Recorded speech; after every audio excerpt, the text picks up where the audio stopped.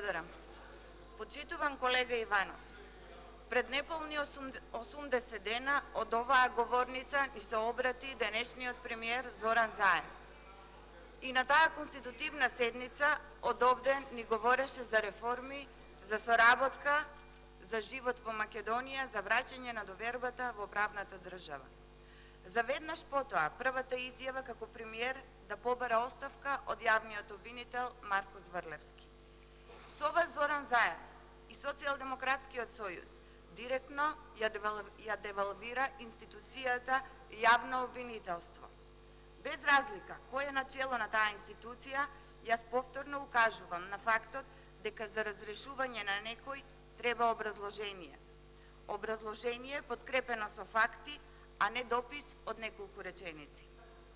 Колега Иванов, сигурно се сеќавате како Зоран Заев бараше и ветуваше дебата за секоја одлука која ќе биде донесена. За сега сите да сме сведоци и ние јавноста дека одбегнуваат дебата за час поскоро, како што тие велат, да се носат одлуки. Избегнуваат дебата и не присуствуваат и на јавната расправа на Комисијата за труд и социјална политика, каде што на ниедна досегашна јавна расправа министерката Мила Царовска, која што е творец на националната стратегија, не удостои со присуство. А се работи за еден стратешки документ кој влијае на сите жители на Република Македонија. Документ со кој граѓаните на Република Македонија во сопствената држава ќе бидат граѓани од втор ред, за сметка на мигрантите и бегалците. Документ со кој на мигрантите ќе им се дава државјанство, без проверка, вдомување во станови кои државата ќе ги изгради, вработување, образование, социјална заштита.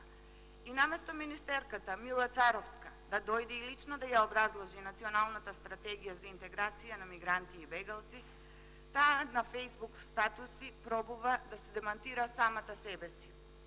Но во исто време невладините, кои се вдомија во владата, тријат раце за грантовите кои ќе ги земат. И веќе започнаа платена кампања во Охрид и Куманово со цел да го амортизираат револтот на народот.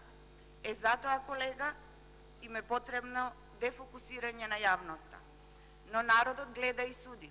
И на 15 октомври ќе и пресуди на оваа предавничка влада. Верувајте, народот никогаш не греши.